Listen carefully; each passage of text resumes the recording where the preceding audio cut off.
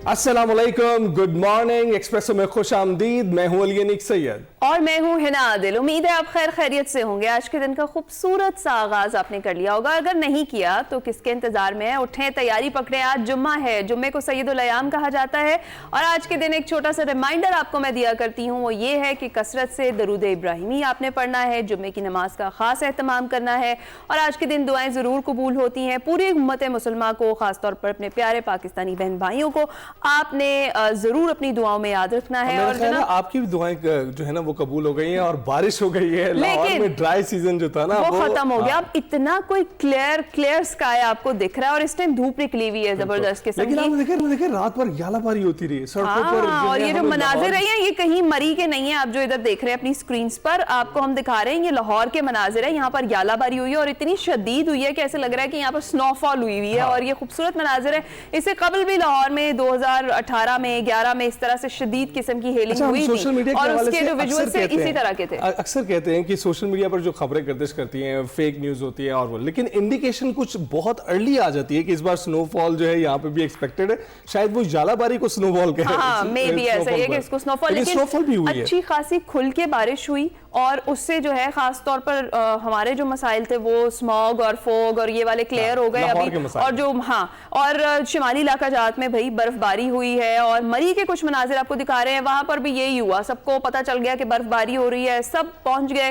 फिर उसके बाद रोड्स पर आपको इंतजार करना पड़ा। तो इसीलिए आपको कहा जाता है एडवाइजरी देखकर जाया करें। और आपने बॉर्डर एरिया, जी बॉर्डर एरिया पे भी, अफगान बॉर्डर एरिया जो है हमारा बलूचिस्तान में, अगर आप देखें तो चमन में ऐसी बर्फबारी हुई है जो साल के बाद हुई है और मनाजिर वहां के भी देखने वाले हैं। चमन में भी हुई है, हमारे शुमाली इलाका जात में मरी, अस्तोर, उसके अलावा स्कर्दू, बहुत सारी जगहों पे बर्फबारी हुई है, बारिश हुई है। मजा उठाइए लेकिन एहतियात के साथ, बिल्कुल एहतियात का दामन हाथ से नहीं। और जो एडवाइजरीज हैं और जो रोड ब्लॉकेज पहले बताया जा रहा, तो उन एरियाज में जाने से गुरेज करें। स्टक होंगे, आपका टाइम भी वेस्ट होगा, मसाइल भी फेस करने पड़ेंगे, उससे बेहतर है। कराची में भी बारिश हुई और कराची की जो सूरत हाल है, जो गुल प्लाजा में क्योंकि सर्च एंड रेस्क्यू ऑपरेशन चल रहा है, छठे रोज भी वो जारी है और जो इमारत है वो मखदूश उसको करार दे दिया गया है। रेस्क्यू ऑपरेशन के बाद इमारत गिराने की अब सिफारिश आ गई है और गुल प्लाजा के बाद पीपल्स पार्टी और MQM अब आमने सामने हमें दिखाई दे रहे हैं। गवर्नर सिंध कामरान टिसोरी ने जो सानिया गुल प्लाजा की जुडिशियल इंक्वायरी है उसका मुतालबा कर दिया और कहा है कि लवाहिकीन लाशें लेने बैठे हैं मगर यहाँ सियासत हो रही है। सानिया गुल प्लाजा पूछ रहे हैं कि जिम्मेदार कौन है, जिम्मेदारी का तयन किस पर हुआ है? सियासत हो रही है, लवाहिकीन लाशें लेने बैठे हैं, साजिशें हो रही हैं। कि ऐसा कोई प्लान बताया जाए कि ये मलबा हम किसी पर डालकर खुद सुरखरू हो जाए। वाह, सियासत करने थोड़ी गए थे। अगर उस दिन सियासत करनी होती तो हमसे बड़ी सियासत कौन कर सकता था उस दिन? सिंध हाई कोर्ट के चीफ जस्टिस और सुप्रीम कोर्ट के चीफ जस्टिस को खत लिख रहा हूं कि इस मामले की जुडिशियल इंक्वायरी कराई जाए। कौम डरे अब तो अल्लाह के अजाब से। हुक्मरानों को तो छोड़ दें, ये तो बेइस है। चीफ मिनिस्टर साहब से, मेयर साहब से कह रहा हूं, मैंने तो उनके खिलाफ बात नहीं की ना, आज भी नहीं कर रहा, अभी भी नहीं कह रहा हूं। मैं तो सिर्फ ये कह रहा हूं कि भाई तयन क्या है, जिम्मेदार कौन है बता दें, बस खत्म। डराओगे, सीट से हटा देंगे, फलाना, अरे हटाओ यार। गुफ्तगू आपने सुनी। गुल प्लाजा में रेस्क्यू ऑपरेशन की ताज़ा तरीन सूरत हाल जानते हैं। रेस्क्यू तक पहुंचा है, मजीद कितना वक्त दरकार है, इस हवाले से हमें आमिर खान नुमाइंदा कराची अपडेट करेंगे। आमिर, बहुत शुक्रिया हमें ज्वाइन करने के लिए। बताइएगा इस वक्त ताज़ा तरीन सूरत हाल क्या है? और ये बताया जा रहा है कि जो लापता अफराद हैं उनके लवाहिकीन का सब्र का पैमाना जो है वो अब लबरेज होता जा रहा है। कराची में गुल प्लाजा को जो है कई रोज गुजर चुके हैं और DC साउथ ने अभी मीडिया ब्रीफिंग दी है और उन्होंने बताया कि रेस्क्यू ऑपरेशन जो है वो रात तक जो है वो मुकम्मल कर लिया जाएगा और सर्चिंग का अमल जारी है इस वक्त। और मुख्तलिफ टीमें जो हैं वो मलबे के अफराद जो मुमकिन तौर पर मौजूद हैं तो उनको निकालने के लिए जो है रेस्क्यू टीमें कोशिश कर रही हैं। इस वक्त भी जो है वो मलबा उठाने का काम जारी है और मुख्तलिफ मकामात पे जो सर्चिंग टीमें जो हैं वो मलबे का मुआयना कर रही हैं और इस वक्त एतराफ में जो है वो लवाहिकीन जो है उनमें से कई अफराद मौजूद हैं। वो इस बात के मुंतज़िर हैं कि काश उन्हें कोई ऐसी इत्तला मिल जाए کہ ان کا پیارا اگر کوئی ملبے میں ہے تو وہ زندہ نکل آئے یا اس کے بارے میں کوئی اطلاع جائے. ملبے جو ہے مزید بلدائی گئی اور ریسکیو ٹیمیں جو ہے وہ کراچی میں جو رات کو جو ہے وہ سردی بہت زیادہ تھی اور رات بھر جو ہے وہ ریسکیو ٹیمیں جو ہے وہ سردی کا عمل کرتی رہی. ڈی سی ساؤتھ کا یہ کہنا ہے کہ ثانیہ گل پلازا میں 67 افراد جو ہے وہ جاںباز ہوئے ہیں, 70 افراد جو ہے وہ تاحال لاپتہ ہیں اور 15 افراد کی جو ہے وہ تقریباً ڈی این اے اور مختلف ذرائع سے جو ہے وہ شناخت کر لی گئی. جی ٹھیک ہے, بہت شکریہ عامر خان, آپ ہمیں اپڈیٹ کر رہے تھے اور جس طرح سے جو صورتحال تھی وہ آپ نے ہمیں اس سے آگاہ کیا. اب ذرا آگے بڑھتے ہیں, غزہ بورڈ آف پیس کی کچھ بات کر لیتے ہیں. تو امریکی صدر ڈونلڈ ٹرمپ نے غزہ بورڈ آف پیس کے قیام کا باضابطہ اعلان کر دیا ہے اور سوئٹزرلینڈ کے شہر ڈیووس میں غزہ بورڈ آف پیس معاہدے پر دستخط کی تقریب میں وزیر اعظم پاکستان شہباز شریف سمیت مختلف ممالک کے رہنماؤں نے معاہدے پر دستخط کیے. امریکی صدر ٹرمپ کی جانب سے یہ جو تشکیل دیا گیا ہے غزہ بورڈ آف پیس, اس میں پاکستان سمیت 19 ممالک کے دستخط جو ہیں وہ ہوئے اور امریکی صدر ڈونلڈ ٹرمپ نے تقریب سے خطاب میں کہا کہ غزہ بورڈ آف پیس میں شمولیت اختیار کرنے والے تمام ممالک کے وہ شکر گزار ہیں اور اقوام متحدہ سمیت دیگر عالمی شراکت داروں کے ساتھ مل کر مشرق وسطی میں پائیدار امن کے لیے کام جاری رکھا جائے گا. Congratulations on the success. We're going to be very successful in Gaza. It's going to be a great thing to watch, and we can do other things. We can do numerous other things. Once this board is completely formed, we can do pretty much whatever we want to do, and we'll do it in conjunction with the United Nations. You know, we were very happy to stop the war that had started with India and Pakistan, two nuclear nations, and I was very honored when the Prime Minister of Pakistan said President Trump saved 10 and maybe 20 million lives by getting that stopped just before bad things were going to happen. اور اسی تقریب کے دوران امریکی صدر Trump نے خصوصی طور پر فیلڈ مارشل عاصم منیر کی طرف اشارہ کرتے ہوئے مسکراہٹ کے ساتھ خیر مقدم بھی کیا. اسی پر ہم نے بات کرنی ہے اور بات کرنے کے لیے ہمارے ساتھ موجود ہیں بریگیڈیئر ریٹائرڈ وقار حسن خان صاحب, دفاعی تجزیہ کار ہیں. بریگیڈیئر صاحب بہت بہت شکریہ میں جوائن کرنے کے لیے. گڈ مارننگ, کیسے ہیں آپ؟ جی گڈ مارننگ, الحمدللہ خیریت. بریگیڈیئر صاحب سب سے پہلے یہ بتائیے گا کہ تھوڑی سی ریلیکٹنسی ہم نے جوائن کرنے میں دکھائی اور پھر اس کے بعد معاہدہ ہو گیا, ہم نے سائن بھی کر دیے, دونوں چیزوں کو کیسے دیکھتے ہیں آپ؟ یعنی ایک تو اس سے پہلے جو موجودی صورتحال اس پہ ضرور آئی تھنک اس کا جائزہ لے لیں, بیکاز 2.5 سال سے تقریباً یہ لڑائی چل رہی ہے اور بیسیکلی یہاں ترکیہ میں بھی ہمارے ساتھ فلسطینی کلیگز ہیں. زیادہ تر جو فلسطینی diaspora they are very happy کہ پیس کو ایک چانس دیا جا رہا ہے. جو حالات ہیں وہاں پہ سازہ وار میں تو وہی سی بھی کو بڑا کردار ادا نہیں کر سکتی, لیکن پیس کے معاملے میں ایک تو عرب ورلڈ کے جو لیڈنگ پلیئرز ہیں اس میں ایجپٹ ہے, سعودی عربیہ ہے, اس کے علاوہ باقی گلف کی ریاستیں ہیں, اور پھر سب سے امپورٹنٹ مڈل ایسٹ کا ایک پلیئر ہے ترکیہ جس نے جوائن کیا. تو یہ اگر کلیکٹیو وزڈم دیکھی جائے ایون اسلامک ورلڈ کی جو مڈل لیول پاورز ہیں انہوں نے جوائن کیا, پھر پاکستان آئے تھے جو فرسٹ ٹائم مڈل ایسٹ میں اتنی بڑی ذمہ داری جو ہے پاکستان کو سونپی جا رہی ہے. اور آئی تھنک یہ ایک فخر کی بات ہے کہ ڈپلومیٹکلی پاکستان کی جو امپورٹنس اسپیشلی پوسٹ 10th میں اتنی بڑھ گئی ہے کہ ابھی کوئی بھی چیز جو ہے یہاں پہ پاکستان کی لیٹ سے پارٹیسپیشن کے بغیر ممکن نہیں ہے, یہ ریفلیکٹ کرتا ہے. دوسرا جو ہے اس میں سیز فائر ہوگا, اس کے اگر آپ نکات دیکھیں اس کے بعد فلسطینین فورس ہی ہوگی پوری جو آلریڈی ٹرین ہو رہی ہے ایجپٹ میں اور جارڈن میں, وہ جائے گی. بیکاز پہلی چیز آپ نے متعارف گروپوں کو علیحدہ کرنا ہے. اس میں اسرائیلی ڈیفنس فورسز ہیں اور حماس ہے. حماس نے خود اگری کیا ہے کہ well hand over to Palestinian authority. تو ہر لحاظ سے آئی تھنک پیس کی طرف موومنٹ, بیکاز اس کے علاوہ کوئی چارہ نہیں تھا. خدا نخواستہ اگر ڈسٹرکشن جاری رہتی وہاں پہ, آپ کو پتہ ہے سردی کے حالات ہیں اور غزہ تقریباً مسمار ہو چکا ہے, تو اس میں اگر پیس کو چانس دیا جا رہا ہے تو اٹ شوڈ بی ویلکم. باقی پاکستان کو فرسٹ ٹائم موقع ملے گا فزیکلی جا کے, ایک تو جو پیس بورڈ کا حصہ بنے گا, لیٹر آن کی ذمہ داری سونپی جاتی ہے اس پہ گورنمنٹ آف پاکستان کی پارلیمنٹ نے ڈیسیژن لینا ہے. اور ابھی بھی جو اسی پر ہی میں پوچھنا چاہ رہی تھی بریگیڈیئر صاحب کہ اس میں شمولیت اور دوسرا یہ کہ آپ نے کہا کہ بعد میں بھی کوئی ذمہ داری سونپی جاتی ہے, نہیں بعد میں پتہ چلے گا, تو یہ پاکستان کے جو سفارتی اور سیکیورٹی کردار ہے اس سب میں کتنا امپورٹنٹ ہے اور کتنا کھل کر سامنے آیا ہے؟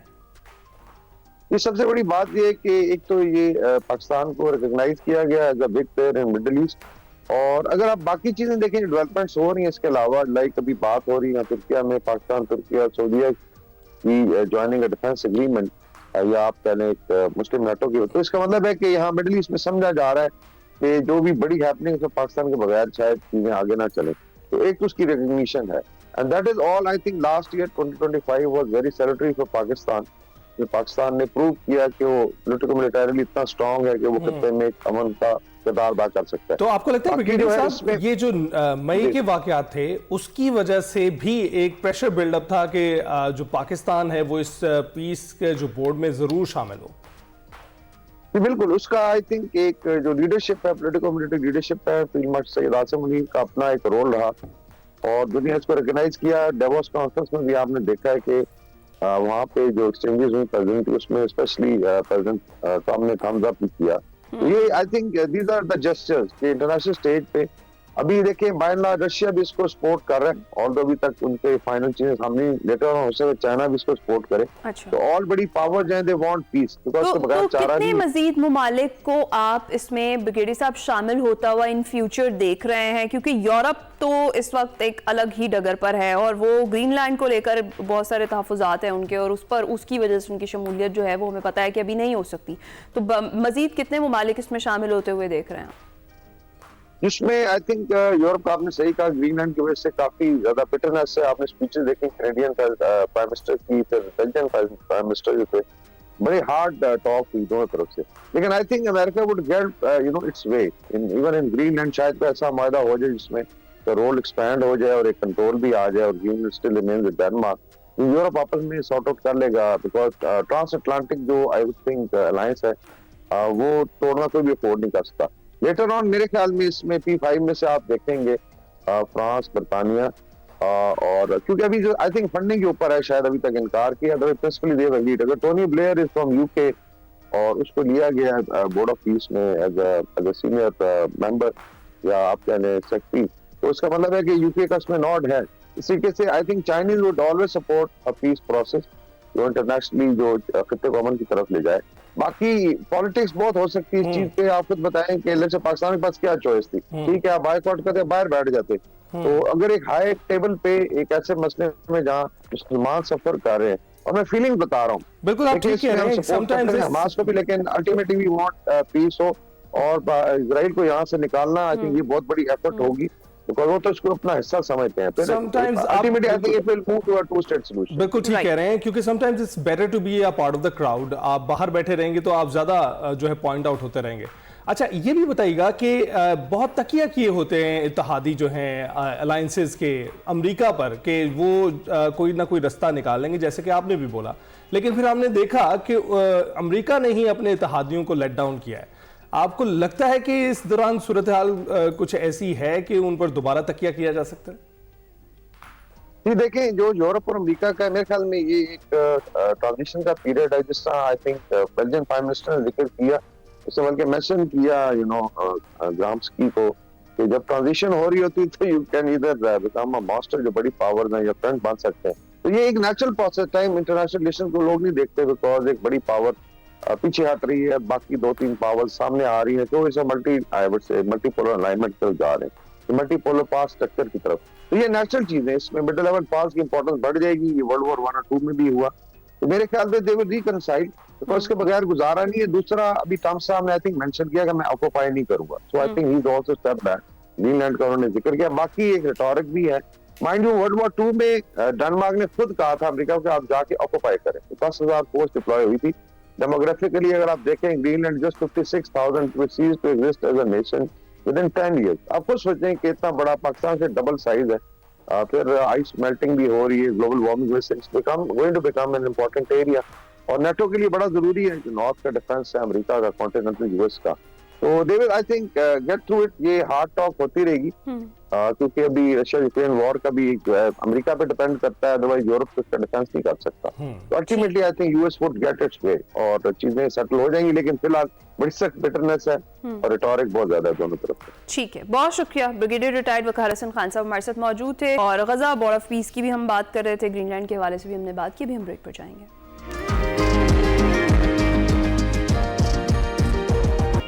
Welcome back. पाकिस्तान समेत दुनिया भर में तालीम का जो आलमी दिन है वो हर साल 24 जनवरी को मनाया जाता है, लेकिन हमने कहा कि एक दिन की दूरी पर हैं तो क्यों ना आज ही इसको मना लें, इसके बारे में ज़रूर बात करनी चाहिए। अक़वाम मुत्तहिदा के तहत मनाए जाने वाले इस दिन को मनाने के लिए इसका जो थीम रखा गया है वो रखा गया है the power of youth in को क्रिएटिंग एजुकेशन। और हर इंसान, चाहे वो अमीर हो, गरीब हो, मर्द हो, औरत हो, सबका बुनियादी हक है जो किसी भी कौम या माशरे के लिए तरक्की की ज़ामिन होती है। पाकिस्तान का शुमार उन ममालिक में होता है जहाँ खुराक, सेहत और तालीम जैसे जो बुनियादी शोबे हैं बेबसी की तस्वीर बने हुए हैं। पाकिस्तान स्कूल न जाने वाले बच्चों की तादाद 2.5 करोड़ से ज़ायद है। इस पर हमने बात करनी है और बात करने के लिए प्रोफेसर फरीद पंजवानी हमारे मौजूद हैं, dean institute for education development, Aga Khan university. बहुत बहुत शुक्रिया प्रोफेसर साहब हमें ज्वाइन करने के लिए। कैसे हैं आप? बिल्कुल ठीक ठाक, थैंक यू।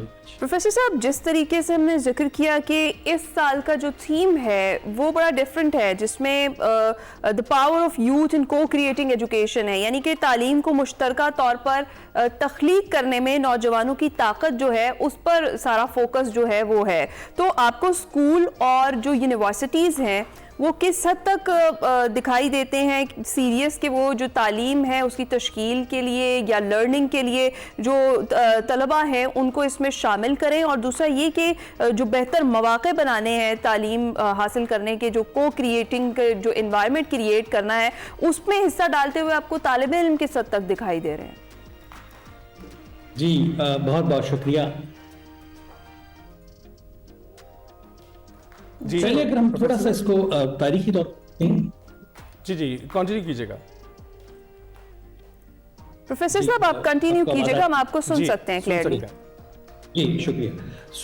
जो अगर हम तारीखी तौर पे देखें तो हम देखते हैं कि हम एक तफरीक करते हैं टीचिंग एंड लर्निंग, ठीक है, सिखाना और पढ़ने लिखने।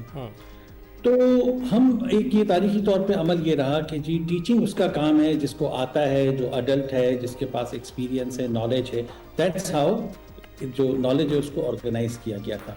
और दूसरा, बहुत लोगों का और आज भी कई लोगों का ऐसा ख्याल है कि जो बच्चे होते हैं ख़ास तौर पे वो हमारी मिल्कियत है, कि हम उनको बताते हैं क्या करें और वो करना चाहिए। जब पिछले चंद दहाइयों में ये काफ़ी बदल गया है। अब हम देखते हैं यंग लोग हैं, जवान लोग हैं, जी उनसे ज्यादा जानते हैं। और साथ ही साथ ये भी बहुत, कोई किसी की मलकियत नहीं है बल्कि हर इंसान का अपना एक वजूद है, एक शख्सियत है, एक सोच है।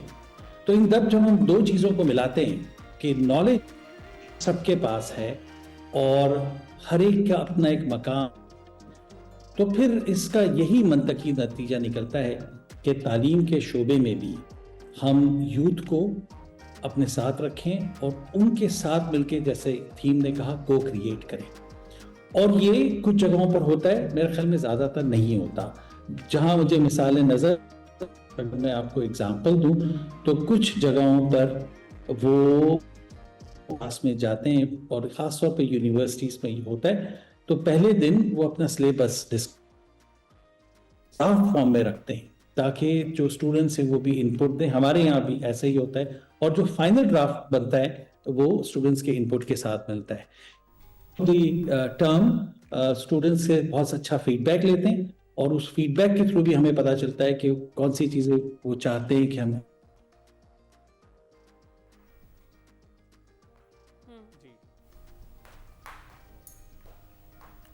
भी देखना चाहिए। हमारे पास एक नेशनल करिकुलम काउंसिल है जो करिकुलम बनाती है, लेकिन उसमें कोई भी इसके अंदर मकाम है, किरदार है। तो अगर हम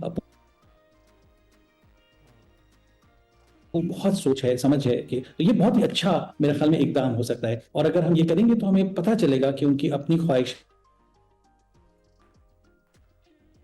अच्छा, कनेक्टिविटी के कुछ मसाइल हैं, प्लीज बेयर विद अस। जो प्रोफेसर साहब की आवाज़ कहीं ना कहीं वो ख़राब हो रही है, उसके लिए हम माज़रत ख़्वाह हैं, लेकिन इस वक्त जो टॉपिक है उस पर बात करना बड़ा ज़्यादा ज़रूरी है। प्रोफेसर साहब आप बिल्कुल दुरुस्त फरमा रहे हैं, लेकिन अगर हम देखें पाकिस्तान जैसे मुल्क में तो जो तालीम तक रसाई है उस पर बहुत ज़्यादा फोकस किया जाता है, लेकिन जो क्वालिटी ऑफ एजुकेशन है उस पर उतनी तवज्जो नहीं दी जाती जितनी कि दी जानी चाहिए। तो जो पाकिस्तान जैसे डेवलप ڈیولپنگ کنٹریز ہیں وہ اس بات کو کیسے یقینی بنا سکتے ہیں کہ جو سیکھنا ہے وہ بامعنی ہے نہ کہ وسیع پیمانے پر؟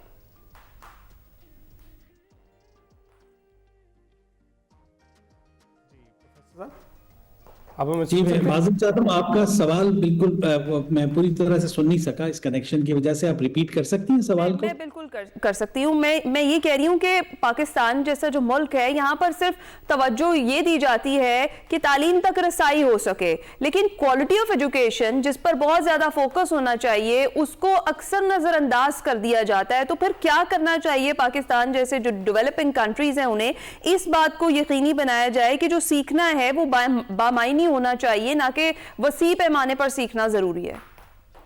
بالکل ٹھیک آپ نے کہا. اچھا ہمارے یہاں دونوں مسائل ہیں، ایکسس کا بھی ایشو ہے، تعلیم تک رسائی بھی نہیں ہے. جیسے آپ نے انٹروڈکشن میں بھی کہا کہ 2.5 کروڑ سے زیادہ بچے تو اسکول کے باہر ہیں، تو ایک وہ مسئلہ ہے. پھر جو اسکول میں آتے ہیں ان کی بھی زیادہ تعداد کو ایک اچھی تعلیم نہیں ملتی.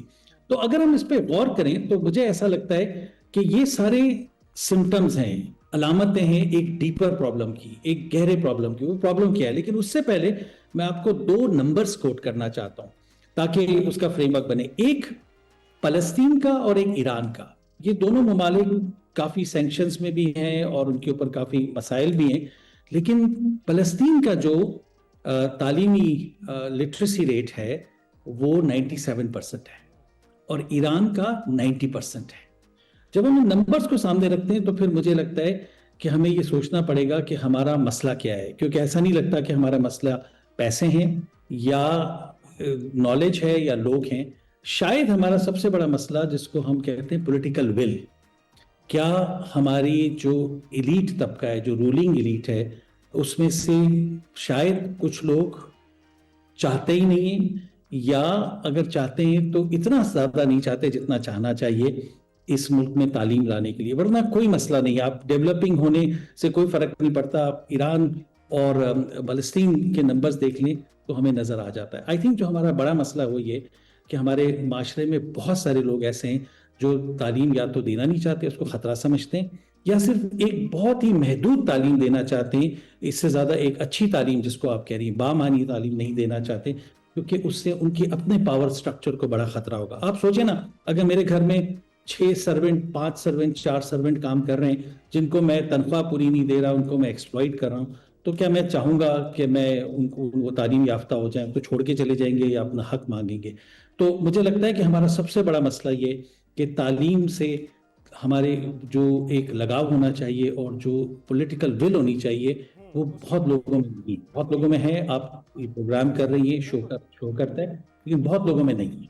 تو یہ پولیٹیکل اسٹرگل ہے جو ہمیں کرنی پڑے گی تاکہ رسائی بھی ہو اور بامعنی ایجوکیشن بھی ہو. رائٹ. تو یہ جو کریکولم کے لیے ہم کو کریشن کر رہے ہیں اس کی کیوں ضرورت پڑی؟ کیونکہ پہلے ہم سوچتے تھے کہ بچے تو اتنے چھوٹے ہوتے ہیں، ہاؤ کین دے ڈیسائیڈ کہ آپ کیا پڑھیں اور کیا نہ پڑھیں. تو اب اس میں یہ جو تبدیلی آئی ہے، آپ کو کیا لگتا ہے اس کی کیا وجہ ہے؟ جو ایکسپلوژن آف انفارمیشن ہے ہمارے ارد گرد وہ اتنا پھیل چکا ہے کہ اس کے لیے ہیومن پاور کی ضرورت ہے جو بتا سکیں کہ انہیں کیا پڑھنا ہے کیا نہیں پڑھنا.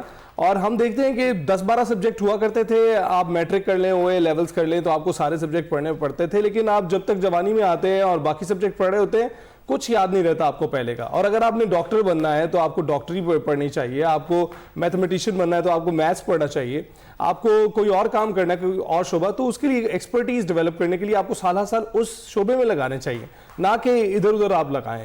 آپ کیا سوچتے ہیں کریکولم ڈیولپمنٹ کے لیے کو کریشن کی ضرورت کیوں پڑی؟ سو 2 چیزیں. ایک تو میرا یہ خیال ہے کہ بے شک کسی چیز میں آپ کی جو دوسری بات ہے، اگر میں اس پہ پہلے آؤں تو بالکل اسپیشلائزیشن اگر کرنی ہے، آپ کو ڈاکٹر بننا ہے، آپ کو میتھمیٹیشین بننا ہے، انجینئر بننا ہے، وہ پڑھنا بہت ضروری ہے. لیکن مجھے ایسا لگتا ہے کہ ساتھ میں دوسری چیزیں پڑھنی بھی ضروری ہے. مثال کے طور پہ ادب ہو گیا، فن ہو گیا، تاریخ ہو گئی، تاکہ ہم اچھے انسان بھی بن سکیں اور اپنی فیلڈ کو بھی ہم زیادہ بڑی طور پہ دیکھ سکیں. یہ تو ایک چیز ہوگی. دوسری بات دیکھیں، مجھے لگتا ہے کہ خاص طور پہ اگر ہم بالکل چھوٹے بچوں کو چھوڑ دیں لیکن ہم سیکنڈری لیول کے بچوں تک آ جائیں. اب آج تو ان کے پاس انٹرنیٹ کا بھی ایکسیس ہے، وہ لائبریریز میں بھی جاتے ہیں، آپس میں بھی باتیں کرتے ہیں، ان کے پاس خود بھی اپنی سوچ اور اپنی زندگی کے بارے میں ایک شعور ہے. لہٰذا مجھے لگتا ہے کہ ان کو ہمیں شامل کرنا، ان سے بات چیت کرنا کہ وہ اچھا 2 چیزیں، ایک تو کیا پڑھنا ہے اور کیسے پڑھنا ہے. कई दफा बच्चे आपको क्या पढ़ने के साथ साथ ये भी बता सकते हैं कि कैसे पढ़ना है, किन चीजों को समझ कैसे आती है, क्योंकि हर इंसान एक ही तरह से नहीं समझता। बिल्कुल। तो अगर आप बच्चों के साथ इंगेज होके आप मालूम करके पढ़ाएंगे तो बच्चे शायद आपको ये भी बता सकें कि जी ये तरीका नहीं बल्कि हमें इस तरह पढ़ने में ज्यादा मजा आता है। तो ये दोनों चीजें हमें देखनी चाहिए। ठीक है प्रोफेसर साहब, इन दी एंड कोई मैसेज आप देना चाहेंगे जो दिन है इसकी सेलिब्रेशन के हवाले से? जी, सिर्फ मैं एक चीज ये कहना चाहूंगा कि मुझे ऐसा लगता है कि हमारी तालीम, एक तो रसाई और बामानी की तो हमने बात की, लेकिन एक और जो चीज हमारे साथ हो रही है वो ये कि तालीम का जो रुझान है वो बहुत ज़्यादा इकोनॉमिक सेंटर हो गया है, कंपटीशन बहुत ज़्यादा है और तालीम का मकसद जॉब्स हासिल करना और पैसा कमाना होता जा रहा है। आई थिंक हमें इस पे सोचना चाहिए कि तालीम का मकसद क्या होना चाहिए, इंसान बनना किसको कहते हैं, और हर बच्चे को वो तमाम मौके देने चाहिए जो एक अच्छा इंसान उसको बना सके, ना कि सिर्फ एक एम्प्लॉयर या एम्प्लॉय या एक कंज्यूमर बना सके। बिल्कुल ठीक है। इकोनॉमिक शेडो से हमें निकालना होगा एजुकेशन को, जिसमें आई थिंक वो बहुत ज्यादा चली गई। बहुत बहुत शुक्रिया प्रोफेसर साहब हमसे गुफ्तगू करने के लिए। इस दिन की मुनासबत से हम पे बात कर रहे थे, उसकी एक्सेस पर बात कर रहे थे, उसके करिकुलम पर भी हमने बात की। अभी हम ब्रेक पर जाएंगे।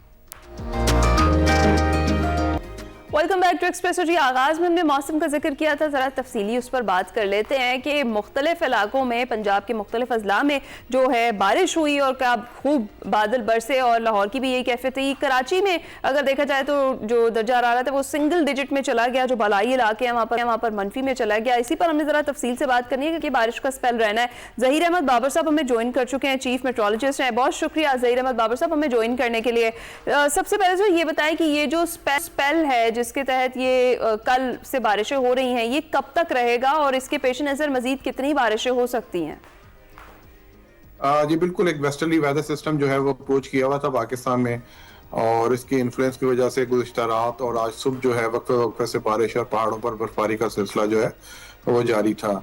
ओवरऑल जो मुल्क के मैदानी इलाके हैं और पाकिस्तान के जो वेस्टर्न पार्ट्स हैं, जो बलोचिस्तान के ज़्यादातर हिस्से हैं, और उनमें से ये वेदर सिस्टम जो है ये निकल चुका है और एज सच अब सिग्निफिकेंट रेनफॉल कोई एक्सपेक्टेड नहीं है पंजाब के, सिंध के मैदानी इलाकों में और इवन बलोचिस्तान में। अलबत्ता कश्मीर में के बालाई पहाड़ी इलाके, खैबर पख्तूनख्वा और गिलगित बल्तिस्तान के इलाकों में ये वेदर सिस्टम मौजूद है और आज तक जो है इसमें मजीद बारिश और पहाड़ों पर बर्फबारी का इम्कान है और कल से फिर ये वेदर सिस्टम जो है मजीद ईस्टवर्ड्स जो है वो मूव कर जाएगा। ज़हीर साहब, फिर दूसरा कोई सिस्टम दाखिल होने की तवक्को है?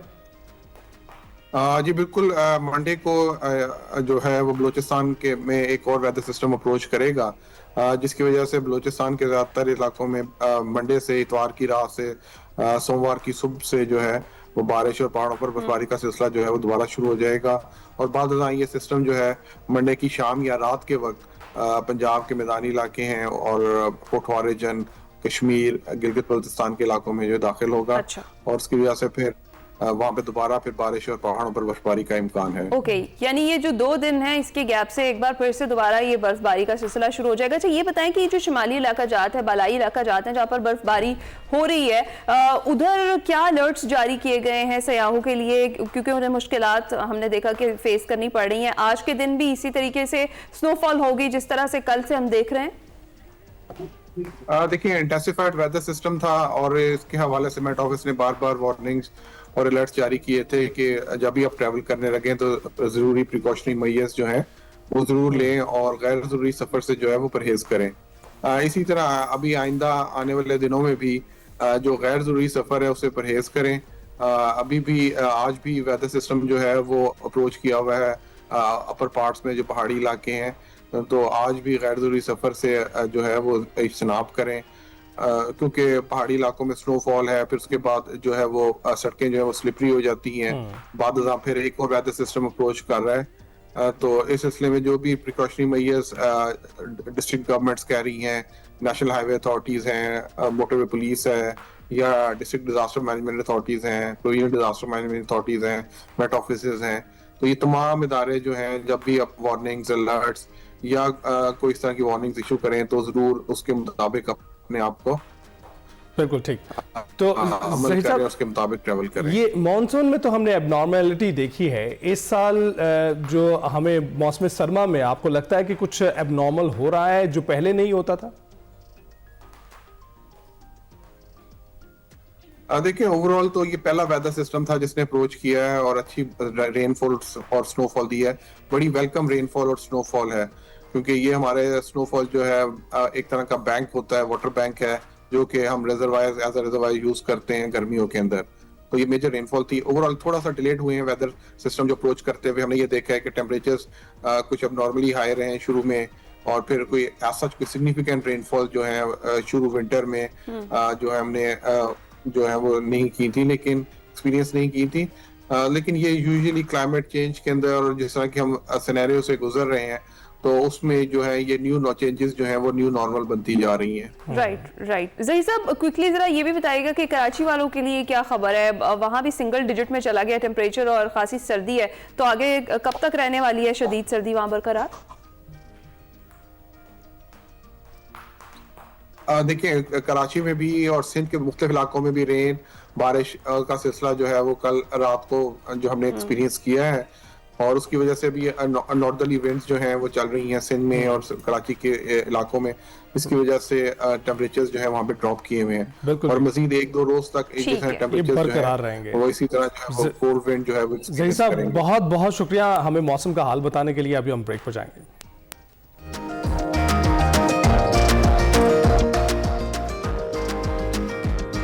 शो के दूसरे हिस्से में खुश आमदीद। शामिल करते हैं हमारा सेगमेंट एक्सप्रेसो अचीवर और जानते हैं कि आज कौन सी सक्सेस स्टोरी शेयर की जा रही है।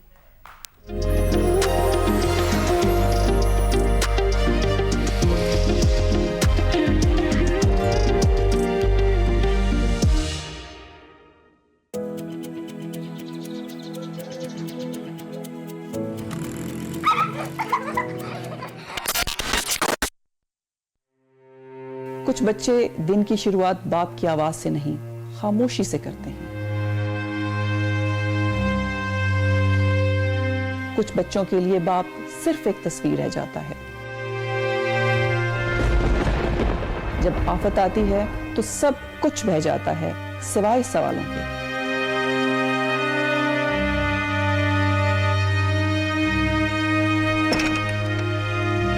लेकिन हर कहानी के अख्तिताम अंधेरा नहीं होता। जब कोई अजनबी जिम्मेदारी बन जाए तो यतीमी जिंदगी की सजा नहीं रहती। ये मदद नहीं, ये किसी बच्चे की जिंदगी वापस देना है, क्योंकि किसी एक बच्चे को बचाना दुनिया को बदल देता है।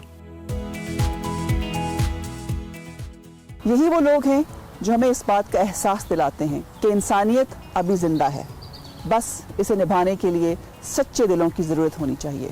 आज एक्सप्रेसो अचीवर्स में मैं आपकी मुलाकात करवाने जा रही हूँ एक ऐसी शख्सियत से जिन्होंने 2005 में आज़ाद कश्मीर में आने वाले तबाहकुन ज़िलज़ले के बाद एक ऐसी फलाही तंजीम की बुनियाद रखी जिसका नाम कश्मीर ऑर्फन रिलीफ ट्रस्ट था, और इसने ज़िलज़ले में हलाक होने वाले हजारों वालिदैन के यतीम बच्चों को ना सिर्फ एक छत मुहैया की, बल्कि आज भी उन्हें एक बेहतरीन इंसान बनाने में मसरूफ हैं।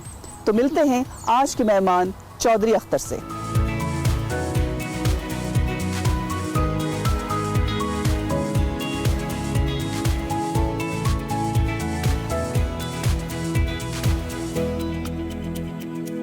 अख्तर साहब, आपसे मिलके तो हमेशा बहुत खुशी होती है। बहुत ज़बरदस्त काम कर रहे हैं आप, और मैंने विटनेस किया है। एक्चुअली जब कोर्ट बन रहा था तो I think I was the one was involve somehow. इतनी तरक्की कर ली माशाल्लाह कोर्ट ने भी, और इतने लोगों को फ़ायदा हुआ, उससे देख के दिली खुशी होती है। पहले तो मेरे व्यूअर्स के लिए ये बताइए, पाकिस्तान में आपका ताल्लुक किस शहर से है? जी, मेरा ताल्लुक मीरपुर से है। मेरे फोर फादर्स मीरपुर से बिलोंग करते हैं। एक छोटा सा गाँव है खाड़क के नाम पे, मीरपुर से शहर से तकरीबन 10-15 मिनट की ड्राइव पे है।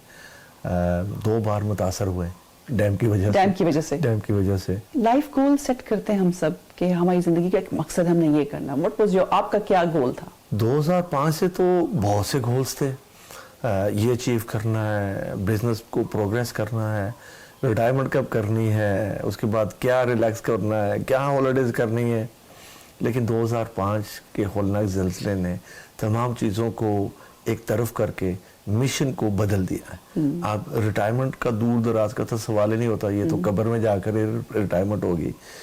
لیکن 2005 کے بعد جو گول سیٹ ہوئے ہیں اور گول سیٹ ابھی تک ہو رہے ہیں وہ نہ ختم ہونے والے گولز ہیں. اچھا جب ہم کوئی کام کرنے جاتے ہیں اسپیشلی دوسروں کے لیے تو گھر میں سب سے بڑی پرابلم ہوتی ہے کہ اپنی فیملی کو کیا سمجھائیں گے, فیملی کو کیا بتائیں گے, تو اس طرح کی سپورٹ مل پائی آپ کو گھر سے؟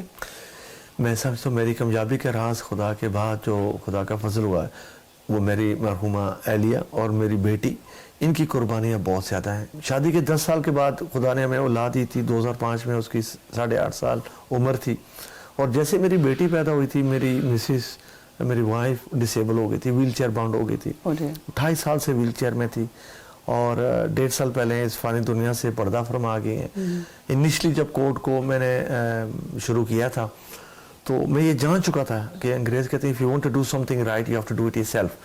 تو میں نے اپنی بیٹی, چھوٹی سی بیٹی اور ڈسیبل وائف کو پاکستان میں منتقل کیا تھا, یہ جانتے ہوئے بھی کہ جس شہر میں ہم شفٹ ہو رہے ہیں میرپور شہر, اس شہر میں کوئی ایسا ہاسپٹل نہیں ہے جس کی باتھ روم کا دروازہ اتنا چوڑا ہو کہ آپ ویل چیئر اندر لے کے یا ویل چیئر ایکسیس وہاں پر ہو.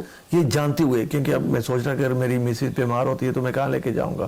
ڈسپائٹ دیٹ میں نے اپنی بیٹی اور مسز کو پاکستان منتقل کیا ان کی مرضی سے, کیونکہ اس سفر میں سب سے زیادہ قربانیاں ساتھ انہوں نے دیا ہے. اگر ان کا ساتھ نہ ہوتا تو شاید میں کب کا ریپ کر چکا ہوتا تھا, اور اللہ کے فضل ہے فیملی میں بہت زیادہ سپورٹ ملی ہے. اچھا اتنے تمام کاموں میں آپ کو اپنے لیے وقت ملتا ہے, اور اگر ملتا ہے تو آپ کیا کرتے ہیں اس فری ٹائم میں؟ میرا یہی وقت ہے. اب اللہ کے راستے پہ ہم نے اپنی زندگی وقف کر دی ہے. افسوس ایک چیز کا ہوا کہ میں نے اپنے بیٹی کو بڑے ہوتے نہیں دیکھا. اس کے علاوہ کوئی ریگریٹس نہیں ہے.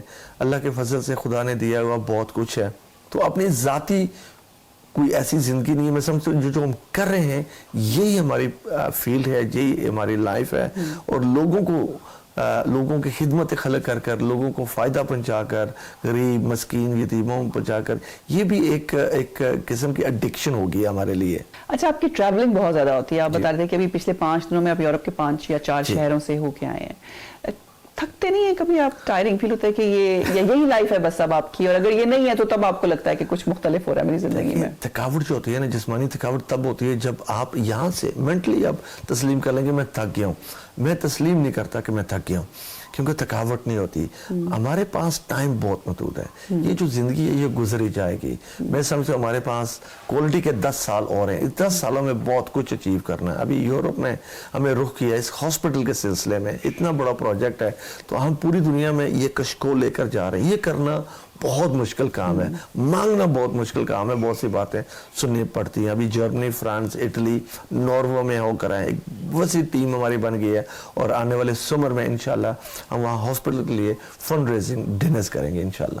آپ کے بہت سے پروجیکٹس ہیں. آپ کا جو کورٹ ہے وہ چل رہا ہے, پھر ایک ہاسپٹل جو ہے زیر تعمیر ہے, اور آپ نے مجھے بتایا تھا کہ برن یونٹ جو ہے اس کا بھی آپ کچھ کوئی سنگ بنیاد رکھ چکے ہیں یا وہ بن رہا ہے. یہ خیال کیوں آیا آپ کو برن یونٹ کا؟ آزاد کشمیر کی 78 سالوں کی تاریخ میں آج تک ایسا نہیں ہوا کہ برن سینٹر ایک ہم قائم کر سکیں, ایون دو کہ ہماری لائن آف کنٹرول اتنی وسیع ہے. اور اس کے علاوہ جب سلنڈر پھٹتے ہیں یا دوسرے انسیڈنٹس ہوتے ہیں تو سب سے قریب جو ہمارا برن سینٹر ہے وہ کھاریاں کا ہے. البتہ پورے پاکستان میں غالباً 4 برن سینٹر ہے, اور بہت ہی مہنگا علاج ہے. تو یہ خیال آیا جب ایک مریض میرے سامنے آیا کوئی 4 سال پہلے, جو ایک بھٹے میں جل گیا تھا اور کھاریاں میں منتقل کرتے کرتے جو سفر میں اس کی ڈیتھ ہو گئی تھی.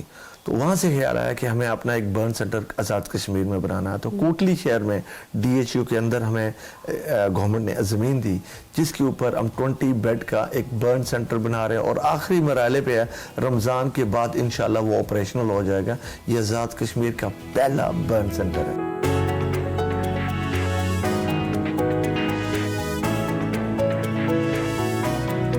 اچھا اپنے ویورز کے لیے میں یہ کلیریفائی کروانا چاہوں گی آپ سے کہ 2005 کا زلزلہ تو پاکستان میں اور آزاد کشمیر کے بیشتر علاقوں کو تباہ کیا, لیکن تب آپ UK میں موجود تھے.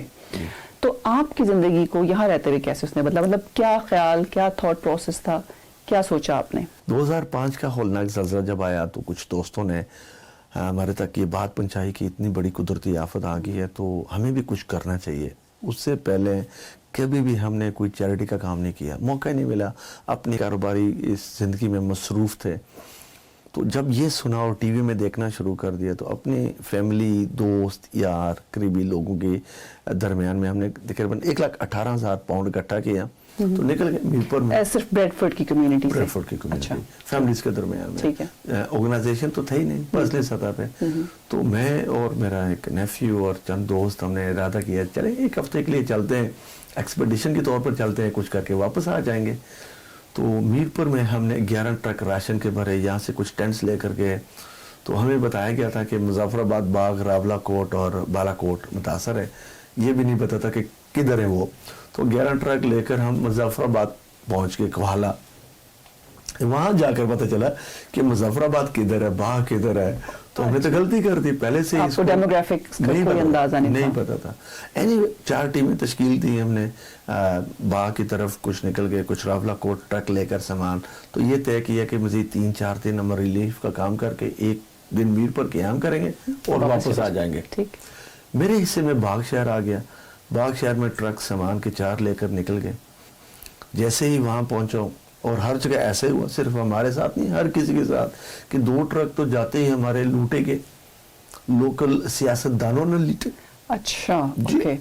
تو جب 2 ٹرک لوٹنے کے بعد کہ انہوں نے سامان نکال کر اپنے گودام میں رکھ لیا, تو 2 ٹرک جو باقی بچے تھے, رمضان کا ماہ تھا, تو صبح ہم نے طے کیا کہ ہم نکلیں گے ایسے علاقے میں جہاں اس کی اشد ضرورت ہے. تو کچھ لوگوں نے شام کو ہمیں بتایا کہ اوپر تھوپ ایک ایریا ہے, وہاں کے کچھ سڑکیں متاثر ہیں, وہاں چلے جائیں, کوئی ایڈ نہیں پہنچ پا رہا. تو ہم نکل گئے صبح فجر کے بعد 2 ٹرک لے کے 2 ٹرک بقایا. تو سفر میں اوپر جا رہے تھے تو اچانک ہماری نظر میں ایک بچوں کا قافلہ نیچے آ رہا تھا. جیسے اسکول سے چھٹی ہوتی ہے, کوئی 40-50 بچے تھے, چھوٹے بچے, بڑے بچے, 12-13 سال سے لے کر چھوٹے چھوٹے. ٹرکوں کے سناٹا سن کر وہ پاس آ گئے, کہنے لگے انکل کچھ کھانے کو ہے. انیشلی تو میں نے سوچا کہ اسکول سے چھٹی ہوئی, پھر یہ سوچ رہا ہوں کہ اسکول ہے, کوئی نظر ہی نہیں آ رہا, کہاں سے آ رہے ہیں. تو بسکٹس کے باکسز ہمارے پاس موجود تھے. کچھ پیکٹس نکال کر بچوں کو دینے کے بعد کچھ اور لوگ بھی پاس آ گئے, سامان دیا ریلیف کا. تو میں نے پوچھا یہ اتنے بچے کہاں سے آ گئے. تو انہوں نے ہمیں بتایا یہ اوپر جو پہاڑ پہ جہاں جا رہے ہیں آپ, وہاں کے جو گاؤں ہیں متاثرین یتیم بچے ہیں, یہ وہاں اس گاؤں کے سارے بچے یتیم بچے تھے. تو ان کو بتایا جا رہا کہ آپ نیچے چلے جائیں, آرمی بھی ہے, گورنمنٹ بھی ہے, تو آپ کو تحفظ, اسسٹنس, شیلٹر مل جائے گا. یہ سن کر میرے رونٹے کھڑے ہو گئے کہ ان بچوں کو کیا ہوگا, کیونکہ گزشتہ 2-3 دن سے دیکھا تو نہیں, لیکن سننے کو بہت کچھ ملا کہ ہمارے بچے بہت سے لوگوں نے اغوا کر لیے تھے, کڈنیپ, اور ہوا بھی تھا, ایسا بھی ہوا تھا. تو میں دیکھ رہا ہوں اتنے کیوٹ چھوٹے چھوٹے بچے. میری اپنی حقیقی ایک ہی اولاد, ایک ہی بیٹی, جو اس وقت شادی کے 10 سال کے بعد خدا نے مجھے دی تھی, اور اس وقت اس کی عمر 8.5 سال کی تھی. تو میں اپنی بیٹی کو ان بچوں میں تصور کر رہا ہوں. تو اینی میں چلا کہ اوپر جا رہے ہیں, سامان تقسیم کر رہے ہیں اوپر گاؤں میں. 2 دن ہمیں لگ رہے تھے, لیکن وہ بچے میری ذہن سے نہیں نکل رہے تھے کہ ان کا کیا ہوگا. تو بس وہاں سے میں نے ارادہ کیا تھا کچھ کرنا ہے. آپ واپس آئے اور آپ نے ارادہ کیا کہ مجھے ایک آرگنائزیشن بنانی ہے جس کو کوٹ کا نام دیا گیا. یہ نام کہاں سے آیا؟ اچھا, واپس آ کر یہ یاد کیا تھا میں یتیم بچوں کے لیے کچھ کروں گا. کیا کروں گا مجھے پتا تھا, ایکسپیرینس بھی نہیں تھی, نہ تجربہ, نہ چیریٹی تھے. تو پاکستان میں نے کچھ انفارمیشن لینے کی کوشش کی, کوئی بھی سننے کے لیے تیار نہیں تھا. Nobody wanted to know us and I don't blame them neither. یہ ارادہ کیا کہ ہم ایک تنظیم بناتے ہیں, کوٹ یعنی کہ کشمیر آرفنز ریلیف ٹرسٹ. جب یہ ادارہ رجسٹر کر دیا تو کچھ عرصے کے بعد سمجھ آ گیا کہ آرفن الفاظ اچھا نہیں ہے, تو اس کو ہم نے کمپریس کیا کوٹ, KORT, یعنی کہ یونیسیف کا کسی کو پتہ نہیں کہ what it stands for. تو کوٹ اکثر لوگ سوچتے ہیں کہ یہ کوئی عدالت ہے, تو ہم یہ کہتے ہیں کہ یہ وہ عدالت ہے یہاں یہ 3 بچوں کے ساتھ انصاف کیا جاتا ہے. تو یہاں سے یہ نام وجود میں آیا تھا. اچھا یہ بتائیے کہ اس وقت آپ کے پاس کتنے اوفن بچے ہیں کوٹ میں, میرپور میں جو آپ کا ادارہ ہے؟ میرپور میں جو پہلا ہمارا باغبان تھا یتیم بچوں کا, ہم نے کیا کیا کہ ہم نے یتیم خانے کا کانسیپٹ بدلا ہے. کرائے کی بلڈنگ سے آغاز کیا تھا, फिर 100 कनाल इराजी जो हुकूमत ने हमें दी एक पहाड़ की शक्ल में मीरपुर में, उसको तोड़ने में 3.5 साल लगे। अच्छा। उसके ऊपर जो बना है वो कोई यतीम खाना नहीं है। यतीम खाने का कॉन्सेप्ट हमने बदला। वहाँ 1000 बच्चों और बच्चियों के लिए अकोमोडेशन है, रेजिडेंस है, स्कूलिंग है, मेस है, मसाजिद है, स्पोर्ट्स की फैसिलिटीज़ है। मीरपुर में इस वक्त 600 के करीब बच्चियाँ और बच्चे हैं। दूसरा हमारा जो आशियाना सवाबी में 1.5 साल पहले हमने ऑपरेशनल किया, वो भी इनिशली हमने ज़मीन लेकर वो बनाया था। वहाँ 200 के करीब हमारे पास बच्चे हैं। जो बच्चियाँ हैं वो सिर्फ मीरपुर में ही हैं। ठीक है। और अब आप एक हॉस्पिटल, आपका एक प्रोजेक्ट है? एक हॉस्पिटल है, एक हॉस्पिटल ऐसा प्रोजेक्ट जो यकीनन हमारे आज़ाद कश्मीर को और दीगर जो हमारे शहर दीना जेलम खारियाँ के लोगों के लिए एक उम्मीद की किरण बनेगा, जो गरीब लोगों के लिए फ्री इलाज फराहम करेगा। ये एक हेल्थ सिटी बनने जा रही है। 250 बेड का हॉस्पिटल है, उसके अंदर जो हमारी मसाजिद है, मल्टी स्टोरी कार पार्क है, dental college, nursing college, allied sciences, hostels, एक कंप्लीट एक हेल्थ सिटी बनने जा रही है, जिसकी ज़मीन आज़ाद कश्मीर की रियासत ने हमें दी 100 कनाल, और काम भी इसका अल्हम्दुलिल्लाह चंद हफ्ते पहले शुरू हो चुका है। शादी अख्तर साहब, एज एन ओवरसीज़ पाकिस्तानी मैं आपका शुक्रिया अदा करती हूँ अपने उन पाकिस्तानी बहन भाइयों के बिहाफ पे जो पाकिस्तान में हैं, मुश्किल ज़िंदगी गुजार रहे हैं, लेकिन आप जैसे मसीहा उनके लिए ज़िंदगी आसान करने के लिए कोशिश कर रहे हैं। इसके लिए बहुत शुक्रिया। बहुत शुक्रिया। वेलकम बैक टू एक्सप्रेसो जी। अब कुछ बात कर लेते हैं T20 वर्ल्ड कप की। तो जनाब, बांग्लादेश ने भारत में होने वाले T20 वर्ल्ड कप के लिए टीम ना भेजने का 2 टोक ऐलान किया है और वो अपने मौक़िफ़ पर पूरी तरह से डट गया है। स्पोर्ट्स एडवाइजर डॉक्टर आसिफ ने खिलाड़ियों के साथ इजलास में ये वाज़े कर दिया कि जो मौजूदा हालात हैं उसमें बांग्लादेश भारत नहीं जाएगा। बांग्लादेश के मुशीर खेल का ये कहना था कि हम खेलना चाहते हैं, हमें अब भी उम्मीद है कि ICC हमारी बात तस्लीम करेगा। और ये भी वाज़े रहे कि ICC ने गुज़िश्ता रोज़ इजलास के बाद बांग्लादेश के अपने फैसले पर कायम रहने की सूरत में उसकी जगह टूर्नामेंट में दूसरी टीम को शामिल करने का कह दिया था। क्रिकेट वेबसाइट के मुताबिक बांग्लादेश की जगह ICC स्कॉटलैंड को T20 वर्ल्ड कप में शामिल कर लेगा। और दूसरी जानिब एक और तशवीशनाक बात है, और वो ये है कि ज़राए के मुताबिक बांग्लादेश को निकाले जाने की सूरत में पाकिस्तान भी वर्ल्ड कप का बॉयकॉट कर सकता है। अब यहाँ पर बड़ा सवाल पैदा होता है, और वो कि ICC का अगला कदम क्या होगा और इस सूरत हाल से वर्ल्ड कप पर इसका क्या असर पड़ेगा। इस पर हमने करनी है जी बात। हमें ज्वाइन कर चुके स्टूडियोज में यूसुफ अंजुम साहब, स्पोर्ट्स तज्जियाकार हैं। अस्सलाम वालेकुम यूसुफ साहब, गुड मॉर्निंग, कैसे? वालेकुम अस्सलाम, अल्हम्दुलिल्लाह। अच्छा यूसुफ साहब, पहले तो ये प्रेशर टैक्टिक समझे जो ICC की तरफ से भी इख्तियार किया गया और बांग्लादेश की तरफ से भी, कि वो नहीं खेलना चाह रहे और वो उसकी जगह कह रहे हैं कि स्कॉटलैंड को खिला लेंगे। तो इस सूरत हाल में आपको लगता है कि पाकिस्तान किसी कोई ख़ास स्टांस ले सकता है इस सूरत हाल में? देखें, बड़ी अफसोसनाक सूरत हाल है कि एक बोर्ड मेंबर जो ICC का कई बरसों से उनके साथ, उनकी बात नहीं मानी जा रही। और ये ICC के कवानीन में वाज़ेह है कि अगर कोई हुकूमत अपने खिलाड़ियों को वहाँ सिक्योरिटी के मामलात की वजह से जाने से रोक देती है तो फिर उसको ICC की बात को भी उसको तस्लीम करना चाहिए। अब इसकी हालिया मिसाल इंडिया की है, जिसमें ICC चैम्पियन ट्रॉफी में पाकिस्तान आने से इनकार किया, एशिया कप में पाकिस्तान आने से इनकार किया गया जी, उनकी गवर्नमेंट इजाज़त नहीं देती। तो यही सूरत हाल बांग्लादेश की है कि उनकी गवर्नमेंट ने ये फैसला किया कि हमारे खिलाड़ी वहाँ पर महफूज नहीं है, तो हम वहाँ अपने खिलाड़ियों को नहीं भेजेंगे। तो मेरे ख्याल में ICC को भी इसको तस्लीम करना चाहिए था, क्योंकि मिसालें तो पहले से मौजूद हैं, तो फिर उसको एक दूसरा स्टेप लेने की क्या ज़रूरत थी। और यहाँ पर अफसोसनाक सूरत हाल ये है कि जो ICC के बोर्ड मेंबर्स हैं, जो गोरे, जिनको हम समझते हैं कि बड़े असूल परस्त हैं, बड़ी बात को सीधी बात समझते हैं, उसको हक सच का साथ देते हैं, उन्होंने भी हमेशा ICC का साथ दिया इस मामले में।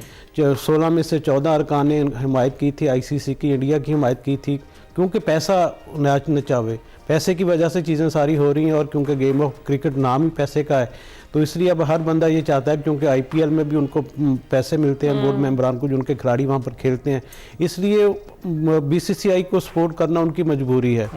और पाकिस्तान ने बड़ी अच्छी बात है, खुलकर स्टांस का साथ दिया बांग्लादेश का कि आपका मौका बिल्कुल जायज़ है, माकूल, हम आपको भरपूर सपोर्ट करेंगे। पाकिस्तान ने अपना वोट भी दिया उनको। तो अब मेरे ख्याल में अब बात चूँकि पाकिस्तान के कोर्ट में है, बांग्लादेश ने तो इनकार कर दिया, पाकिस्तान को क्या स्टेप लेना है ये पाकिस्तान ने सोच समझ कर लेना होगा। आपको क्या लगता है कि क्या अभी सोचा जा रहा है, मोहसिन नकवी साहब क्या सोच रहे हैं इस पर, क्या डिसाइड कर रही हैं अथॉरिटीज़, और आपके ख्याल में मुमकिन तौर पर क्या डिसीजन हो सकता है? देखिए, अभी ये फौरी तौर पे चीज़ें नहीं होने वाली। अभी चूँकि बांग्लादेश क्रिकेट बोर्ड ने बाज़ाब्ता तौर पर आईसीसी को लेटर आज लिखना है कि बताना है कि हमारी गवर्नमेंट इजाज़त नहीं दे रही, तो हमारे जो मैचेस हैं इंडिया से शिफ्ट करके श्रीलंका में किए जाएं। हम वहाँ पर खेलने को तैयार नहीं, अलबत्ता वर्ल्ड कप खेलना चाहते हैं। यही स्टांस उनके क्रिकेटर्स का भी है कि वो वर्ल्ड कप खेलने के लिए तैयार हैं, लेकिन इंडिया में जाकर नहीं खेलना चाहते। अब चूँकि पाकिस्तान ने पहले अंदिया दे रखा है कि हम आपको मुकम्मल सपोर्ट करेंगे, अब आईसीसी को लेटर जाएगा, आईसीसी का जवाब आएगा, फिर उसकी जगह स्कॉटलैंड को शामिल किया जाएगा, फिर उसके बाद पाकिस्तान के पास ये ऑप्शन होगा कि पाकिस्तान अपना फैसला करे।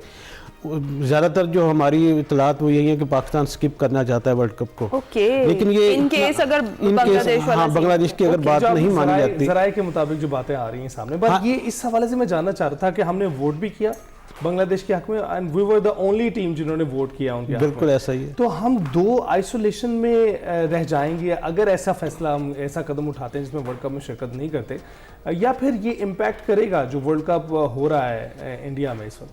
देखें, हक और सच का साथ तो देना चाहिए, यही हमारा इस्लाम भी कहता है, और इसी बात पे हमने चीज़ें भी की हैं, बांग्लादेश का साथ भी दिया है कि उनकी बात जो है बिल्कुल माकूल है, उसको सबको तस्लीम करना चाहिए।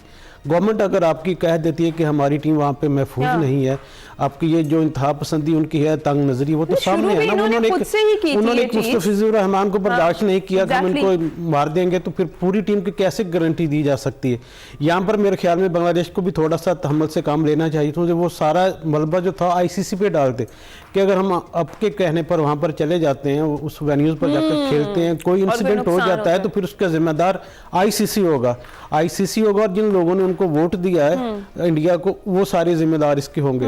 तो ये ठीक है, पाकिस्तान क्रिकेट बोर्ड ने अब सोचना है कि क्या करना, लेकिन ज्यादातर इतलात यही है कि पाकिस्तान इसका बाइकाट करने के लिए प्लान करता है। रेवेन्यू हो, इतना मालूमता हो, इतनी ताकत हो, तो आपको एक अच्छी एग्जांपल बनना चाहिए। अगर आप अपने आप को वर्ल्ड लीडर कहते हैं क्रिकेट में, तो आप अच्छी एग्जांपल बने। इंडिया उल्टी बुरी एग्जांपल्स बनता जा रहा है। शुरू से ही ऐसे देखें, जब से खुल के सामने आ गए, जब से ये मोदी की गवर्नमेंट आई है, इसने हमेशा अपने मुल्क को नुकसान पहुंचाया, बेहतरी के लिए कोई नहीं। खास तौर पर आप जहन में रखेंगे, जब से ये पाकिस्तान इनके जहाजों को गिराया, इनके खिलाफ इनको मारी, जंग में मार दी, उसके बाद कोई इनकी ना तो बड़ी कामयाबी इनको मिली है, हर में खेल समेत हर मैदान में इनको नाकामी का सामना करना पड़ा। बदला इधर उधर पूरा कर लें, लेकिन वो नहीं हो सकता। खेल वैसे भी हम उनका पैगाम लेकर आते हैं, तो उसमें सियासत को धकेलना वैसे इनका शुरू से ही। इसमें ना एक और भी बात है ना, क्योंकि अब आइंदा आने वाले दिनों में उन्होंने बहुत सारे इवेंट्स के लिए मेजबानी के लिए बिड कर रखी है इंडिया ने, तो ये जो चीजें सामने आ रही हैं, दुनिया को पता चल रहा है कि जो इंडिया ने कितने तंग नजर है, क्रिकेटर को वीजा नहीं देते, कभी कोई इशू खड़ा कर देते हैं, तो मेरे ख्याल में अब ये उनके लिए नुकसानदायक है। अपने मुल्क के साथ वो खिलवाड़ कर रहे हैं, किसी के साथ नहीं है। ठीक है, बांग्लादेश की टीम वहां पर नहीं खेली, बांग्लादेश को नुकसान होगा, जो रिपोर्ट्स उसके मुताबिक $27 मिलियन का उनको नुकसान होगा। बांग्लादेश पार्टिसिपेट नहीं करता, 60% रेवेन्यू जो है वो आईसीसी के इवेंट से उनको जाता है, तो यकीनी तौर पर बांग्लादेश तो वैसे ही जो है ना उसे चख रहे हैं। अच्छा, ये सब अभी जो इस नहज पर मामलात पहुंच चुके हैं, यहाँ पर क्या, वैसे तो टाइम बहुत कम रह गया है, डेफिनेटली बहुत वक्त कम है, तो कोई लीगल एक्शन बांग्लादेश ले सकता है आईसीसी के इस फैसले के खिलाफ? देखिए, एक आईसीसी की कमेटी बनी है कि जिसमें ये सारे इश्यूज होते हैं ना, उसमें वो जाते हैं, जो कमेटी उनकी बनाई।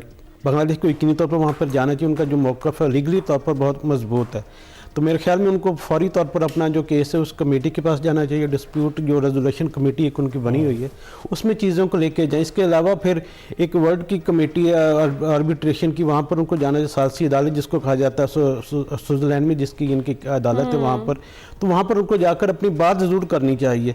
ठीक है, वर्ल्ड कप ना खेलें, उनकी एक मौक़िफ़ है गवर्नमेंट का, उन्होंने उस पर स्टांस लिया हुआ है, लेकिन अपनी जो लीगल सारी चीज़ें उनको कवर उनको ज़रूर करना चाहिए, ताकि एक मिसाल सेट हो कि अगर किसी के साथ ज़्यादती होती है, जुल्म होता है, तो वो अपना मुल्क कमज़ोर होने के बावजूद खड़ा होकर पूरी दुनिया का मुकाबला कर सकता है। कोई कानून तो होना चाहिए जिसकी पासदारी की जाए। अच्छा, अब ये बताइएगा कि इससे हटकर अपने मुल्क में जो सीरीज़ होने वाली है उसका जिक्र करते हैं, अगले हफ्ते से होने वाली 29 जैन से, तो कितना तैयार आपको लग रहा है हमारी टीम है ऑस्ट्रेलिया से मुकाबला करने के लिए? जी बिल्कुल, पाकिस्तान टीम की तैयारियां इस वक्त जारी हैं। एलसीसी ग्राउंड में उनका जो कैंप्स लगे हुए हैं, बाहर भी हम देखें तो जो कारपेट है रोड उसको कारपेट कर दिया गया है और तैयारियां भी जारी हैं, टिकट्स की फ़रोख्त भी शुरू हो चुकी है।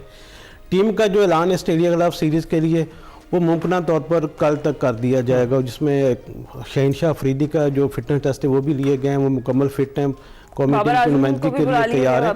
बाबर आजम को बुला लिया गया क्योंकि बाबर आजम वहाँ पे परफॉर्म नहीं कर पा रहे थे, और जब आप परफॉर्म नहीं कर पाते फिर आपको प्रेशर उस पर बढ़ता जाता है। तो उन्होंने 11 मैचेस वहाँ पर खेले सिडनी सिक्सर की तरफ से, 202 स्कोर किया, 2 निस्फ सेंचुरियाँ की, लेकिन छक्के उन्होंने कम लगाया सिर्फ 3, चौके अलबत्ता उन्होंने 19 लगा दिए थे। लेकिन T20 फॉर्मेट में ये रिक्वायरमेंट थी जो उनसे जो एक लोगों को उम्मीदें थी, तवक्कुआत थी, उस हद तक पूरा नहीं करना रहे हैं आप। क्या उम्मीद, आपकी क्या उम्मीद है बाबर आजम से? आप क्या एक्सपेक्ट करते हैं? क्योंकि उनके खेलने का एक मिजाज है, उस मिजाज के मुताबिक आपको पता है कि क्या what to expect from this player. आप क्या एक्सपेक्ट करते हैं? देखिए, पाकिस्तानी टीम में तो इतनी तौर पर उनको होना चाहिए, लेकिन उन पर सिर्फ ये बटन उतार दें कि आपका स्ट्राइक रेट का कोई इशू है। उनसे कहें कि जी आप एक विकेट पर एक साइड पे खड़े आराम से बैंड से खड़े हो जाएं, विकेट ना गिरने दें। दूसरी तरफ से आपने जो पावर हीटर है उनको इस्तेमाल करें। अब हमारे रन तो वही होने 180, 160, 170, 200, इससे ज़्यादा तो हम कभी बहुत ही कम बनाने में कामयाब हुए। तो बाबर आजम का टीम में होना इस लिहाज से भी ज़रूरी है कि जो मध्य मुकाबल टीम हो उसका 50% जो बैटिंग का होता है ना, बॉलिंग का प्लानिंग का सारा, वो बाबर आजम पे फोकस हो जाता है। तो 50% जो फिर मार्जिन है उसको हम फ़ायदा उठा सकते हैं कि वो सारे उनके माइंड में होता है कि बाबर आजम को आउट करना है। सारी प्लानिंग, सारी फील्ड प्लेसिंग उसी के लिए सेट की जाती है। बाबर आजम की जब विकेट जल्दी गिर जाती है, फिर जो प्रेशर होता है वो हावी हो जाती है दूसरी मध्य मुकाबल टीम, उसके ज़्यादा चांसेस जीतने के हो जाते हैं। तो बाबर आजम का होना तो ज़रूरी है। अब उनका मिजाज ऐसा है कि वो, अब उनका मिजाज ऐसा वही है कि हर गेंद पे छक्का जो नहीं लगा सकते वो, तो इसलिए हमें थोड़ा बर्दाश्त करना होगा, क्योंकि इस वक्त वो पाकिस्तान के नंबर 1 बैटर है। चलें देखते हैं कब उनका ये बैट पैच खत्म होना है। बहुत शुक्रिया यूसुफ अंजुम साहब हमारे साथ मौजूद थे। क्रिकेट पर हम बात कर रहे थे, अभी ब्रेक पर जाएंगे। Welcome back. सेगमेंट शामिल करते हैं सफर-ए-शहर, जिसमें बात हो रही है मौसमियाती तब्दीलियों पर। गुलकन ग्लेशियर पर क्या असरात मुरतब हो रहे हैं, देखते हैं।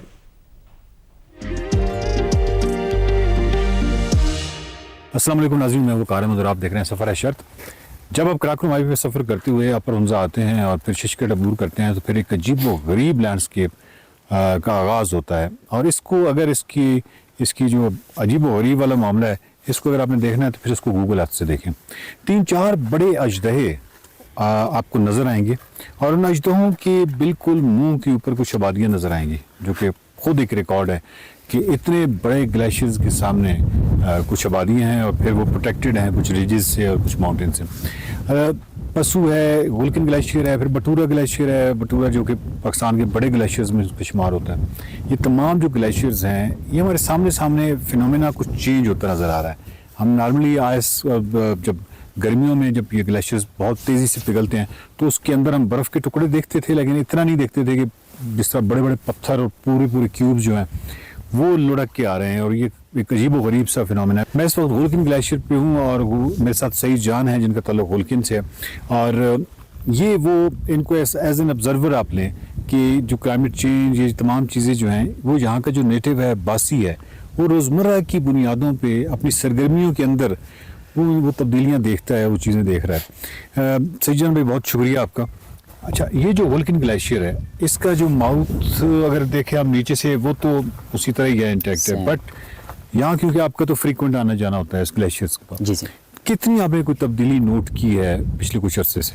अच्छा वकार भाई, लाइक अगर बिफोर 5 years अगो अगर हम जाए ना, तो पहले जब भी आते थे यहाँ पे ट्रैकिंग के लिए, लाइक विद फॉरनर्स या लोकल्स आते थे, तो यहाँ से डायरेक्ट हम लोग बिल्कुल ही प्लेन था, ये हमारे जो सामने से नज़र आ रहा है, यहाँ से डायरेक्ट जाते थे। अब विद इन 5 years इतना चेंजेस आ गया कि यहाँ पे तो बिल्कुल गहरा खाई हो गया और यहाँ पे जाना बिल्कुल ही इट्स इम्पॉसिबल। तो इसीलिए फिर डाउन जाना पड़ता है, वहाँ से फिर अलग जाना पड़ता है। नहीं, आप ये कह रहे हैं कि वो जिसका मैस है वो नीचे से इतना कम हुआ है कि वो उसकी जी बिल्कुल खत्म हो चुकी है। और ये जो आपके बुजुर्ग हैं वो क्या कहते हैं इस ग्लेशियर के बारे में आज से 40, 50, 60 साल पहले? क्योंकि ये ग्लेशियर एक ऐसा ग्लेशियर है जिसका आपके कल्चर के साथ, आपके मुहावरों के साथ, आपकी ज़िंदगी के साथ बिल्कुल जिस तरह ना गहरा तरीन ताल्लुक है। जी जी। वो क्या कहते हैं जो बुजुर्ग हैं? अच्छा, बुजुर्ग का भी ये कहना ये है कि लाइक आजकल जो बोल रहे हैं ना क्लाइमेट चेंजेस, मतलब काफ़ी ऐसे रीजंस है। मैं भी काफ़ी आबादी बढ़ गई है इन चीज़ों की वजह से, और जो इंडस्ट्रियल चीज़ें न्यू स्टार्टअप स्टार्ट हो गए उसी वजह से, और डिफॉरेस्टेशन काफ़ी हो रही है, तो उसी वजह से मैं भी तब्दीली नोट कर रहे हैं बुजुर्ग। जी नोट कर रहे हैं, और वो हमें एहसास भी दिला रहे कि आप लोग मतलब प्लांटेशंस करें इन चीज़ों को ना, और जो क्लाइमेट चेंज के अगेंस्ट काम हो रही है उसको ख़त्म कर ले। लास्ट टाइम बटूरा ग्लेशियर की भी काफ़ी सारी फुटेज आई इसी सीज़न में, और वो ये थी कि उसकी तो बहुत बड़े बड़े आइस के क्यूब जो है वो इस तरह आ रहे हैं। इसी तरह गुलकन ग्लेशियर का जो नीचे का है उसमें भी कोई फिनोमेना में चेंज आया है? اچھا ایک چیز یہ کہ لائک بیفور 10 ایئرس تو یہ جو ہولکن گلیشیئر کافی ڈسٹرب تھا تو کافی یہاں پہ آبادیوں کو خراب کرتا تھا، لیکن ابھی ایسا ہو گیا کہ پانی کا بہاؤ بھی کم ہو چکا ہے اور یہ کہ گلیشیئر تو ویسے کافی ڈاؤن گیا ہے لیکن ڈسٹربینس ابھی فی الحال کم ہے.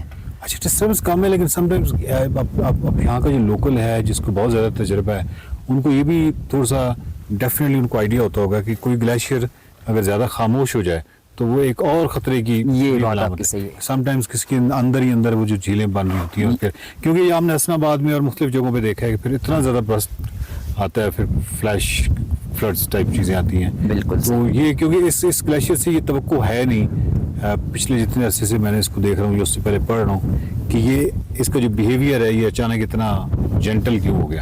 اچھا وقار بھائی ایک چیز یہ نا کہ لائک ابھی گلمت کا جو ریسنٹلی ڈیزاسٹر ہو گیا اس کا بھی بالکل سیم ہی تھا، فل ٹائم بالکل سائلنٹ ہی تھا. تو ایک ٹائم پہ جا کے بعد میں پتہ چلا کہ وہاں پہ ایک بڑا سا جھیل بن گیا ہے جو کہ بعد میں پھٹ گیا ابھی اسی سال میں. سیم اسی کا بھی ہے، لیکن ایک چیز یہ کہ ہمارے جو لوکل فوکس کی ٹیمز ہے جو ہر گاؤں میں ہے وہ بار بار چیک کرتے رہتے کہیں پہ کوئی جھیل تو نہیں بنی ہے، کیونکہ اگر جھیل بن گئے تو سب سے بڑا جو ہیزارڈ ہوتا ہے گاؤں کے لیے وہی ہوتا ہے.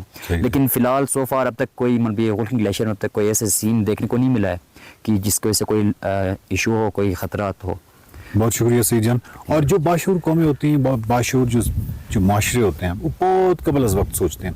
فوکس ہے یا ڈفرینٹ جو تنظیمیں ہیں یہاں پہ وہ 2-3 سال پہلے سے یہاں پہ ٹریننگز کروا رہی ہیں سروائیول کی، کس طریقے سے ریسکیو کی تمام تربیت. اور ریسکیو کی تربیت کس کو کروا رہی ہیں؟ دادیوں کو کروا رہی ہیں، نانیوں کو کروا رہی ہیں، دادا، بچے، بزرگ، خواتین، پورا گاؤں جو ہے اس تربیتی مرحلے میں سے گزرتا ہے. اور یہ ایک بہت اچھی بات ہے کیونکہ کلائمیٹ چینج کا جو ایک فینومینا ہے یہ بہت ہی جس کو کہیں کہ ایک بین الاقوامی ہے. اور ہم یہ جو ایک لیئر ہے ہمارے اوپر 50 کلومیٹر، یہ تو ہم شیئر کرتے ہیں پوری دنیا میں، اور تمام ممالک جو ہیں اس کے اندر کاربن ایمیشن اور میتھین اور وہ تمام کنٹریبیوٹ کیے جا رہے ہیں. تو کوئی ایک ملک اٹھ کے، اور جس طرح باؤنڈریز بہت زیادہ ہو رہی ہیں تو کوئی ایک ملک اٹھ کے یا چند ملک اٹھ کے تو یہ نہیں کر سکتے، یہ تو بہت ہی بین الاقوامی سطح کا ہے. لیکن لوکل سطح پہ یہ کیا جا سکتا ہے کہ مثلاً سعید جان جو ہیں یا ہمارا یہ ہو سکتا ہے کہ یہاں پہ ہولکن کو کیسے بچانا ہے، تو وہ ایک ٹاپک ہو سکتا ہے. تو وہ اس ہولکن کی اس میں کرتے ہوئے ادروائز اتنے بڑے ایٹماسفیئر میں تو ہم اس میں تو کوئی تبدیلی لا نہیں سکتے. بہت شکریہ سعید جان بھائی، تھینک یو ویری مچ. ہولکن گلیشیئر جو ہے اس کو انجوائے کیجیے، اس کو دیکھیے کتنا خوبصورت گلیشیئر ہے، لیکن چیزیں جو ہیں پتہ نہیں ہمارے ہاتھ سے نکل رہی ہیں. بہت شکریہ، تھینک یو. سیگمنٹ آپ نے دیکھا، امید ہے آپ کے لیے معلوماتی ہوگا اور آپ کو پسند بھی آیا ہوگا. اس کے ساتھ ہی ہم آپ سے چاہیں گے اجازت، آپ خوشگوار موسم کو انجوائے کریں، اس کے ساتھ ساتھ اپنا اور اپنے ارد گرد کے لوگوں کا بھی بہت سارا خیال رکھیں. آپ سے اب ہماری ملاقات ہوگی پیر کو، اپنا خیال رکھیے گا، فیڈ بیک ضرور دیجیے گا. بیسٹ آف ایکسپریسو بھی دیکھیے گا. اللہ حافظ. اللہ حافظ.